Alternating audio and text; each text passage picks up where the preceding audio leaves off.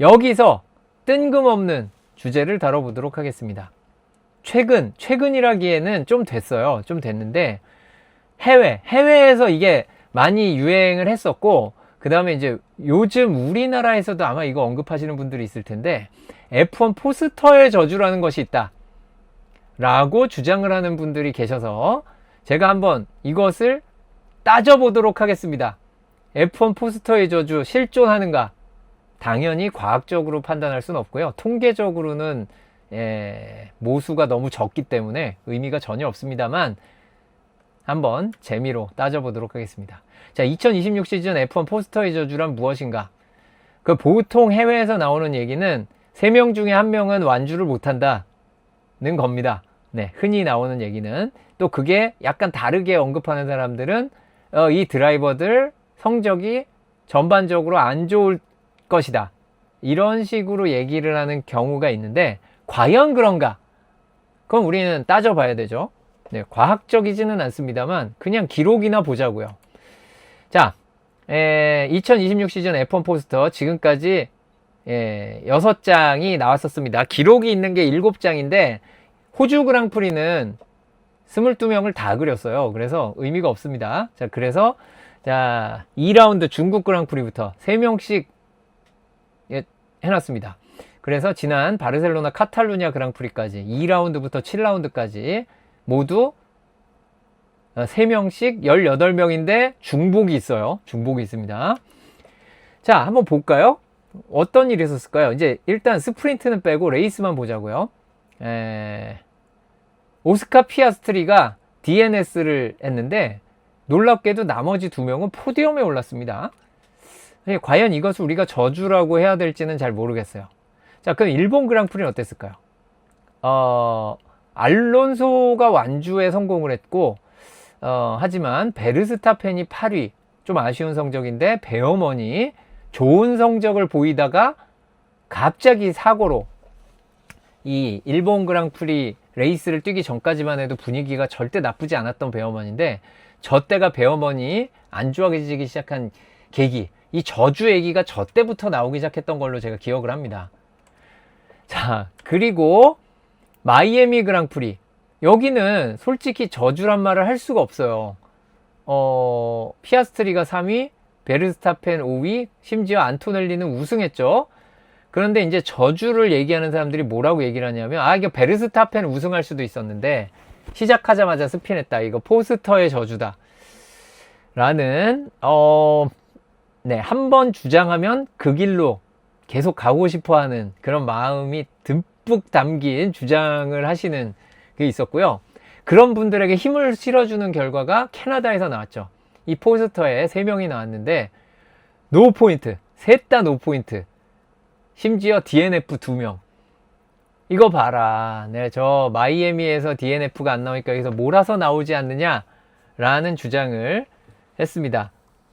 자, 그렇습니다. 심지어 가슬리도 15위로 2주 내내 콜라핀토가 더 잘했죠. 우리 안영진 캐스터가 계속 우리 콜라핀토를 응원하시는 것인지는 모릅니다만, 네, 콜라핀토가 가슬리보다 계속 잘하고 있다는 것을, 사실이죠. 사실을 계속 언급하셨었습니다.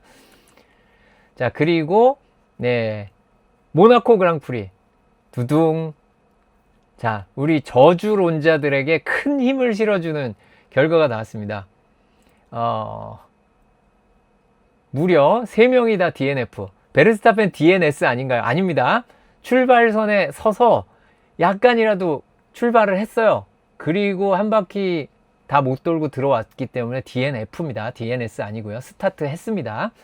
Did not finish죠. 그리고 차에 문제 생긴 노리스, 사고 난 르클레 모두 DNF입니다. 자, 그리고 바르셀로나 카탈루냐 그랑프리, 콜라핀토가 포인트 획득에 성공했지만 알론소 DNF 했고요. 사인스도 포인트를 획득하지 못했습니다. 자, 이렇게 보면 그냥 뭐 맞는 것도 같고 아닌 것도 같고 이런 느낌이 들죠. 그러면 우리 종합적으로 한번 생각해 봅시다. 뭔가 DNF가 많아 보이고, 와, 정말 많은 이슈가 있네. 정확히 말하면 DNF와 DNS 횟수를 합치면 8회입니다. 8회. 이게 좀 많은 건 사실이에요. 이게 DNF, DNS 통합한 확률, 완주율과는 좀 다르죠. DNS까지 합했으니까. 그래서 DNF나 DNS를 할 확률이 무려 44.4%입니다. 그 밑에 제가 왜 비교해서 썼냐면, 밑에 조그맣게 써놓은 거, 이 7라운드까지 드라이버들의 평균적인 DNF, DNS 확률은 24.7%입니다. 그러니까 2배 정도 DNF, DNS 확률이 높다 라고 볼 수 있습니다. 그러면 완주했을 때의 평균 순위는 어떤가? DNF, DNS 한 나머지 55.6%, 55.6%에 대해서 완주에서의 평균 순위는 무려 7.6입니다. 생각보다 높아요. 이게 탑 드라이버들을 자주 그려서 그런지 모르겠는데 생각보다 높아서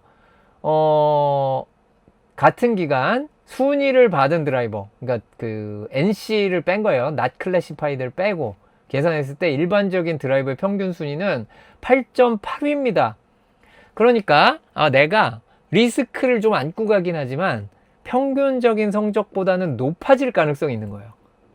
DNF를 피하면 평균 성적보다 높아진다라고 봐야 되는 거죠. 포스터에 있을 경우. 자, 그래서 이게 총 정리하면 이 얘기입니다. 기존 포스터 드라이버의 통계를 보면 DNF, DNS 확률은 44.4%, 완주 평균 순위는 7.6이에요. 그러면 이 포스터 드라이버에 있는 이 친구들의 기록은 어떤가? 이 3명의 기존 기록은 DNF, DNS 확률이 28.6%. 원래 일반적인 DNF, DNS 확률보다 높아요. 이 3명이 DNF, DNS 확률이 높은 조합입니다. 즉 원래도 높았는데 포스터 저주가 맞다면 좀 더 높은 확률로 완주를 못할 수 있다. 하지만 완주 평균 순위는 이 드라이버들이 특히 아이작 하자가 제법 순위가 높고 로슨도 순위가 높은데 평균을 해보면 7.9위가 최고입니다. 즉 완주 평균 순위 7.6위보다 낮죠. 그래서 아주 약간이지만 기대 순위가 높아질 수 있다. 리스크는 완주율이 많이 떨어진다.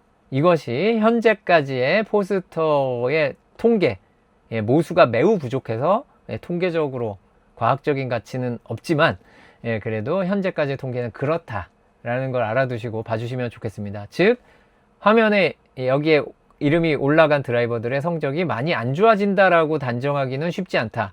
하지만 완주율이 떨어질 가능성은 좀 있다 정도가 결론이 되겠습니다. 이렇게 해서 그러면 완주만 하면 성적이 올라가니까 축복 아닌가? 네, 라는 생각과 함께 별로 영향가 없는 이야기는 마치도록 하겠고요.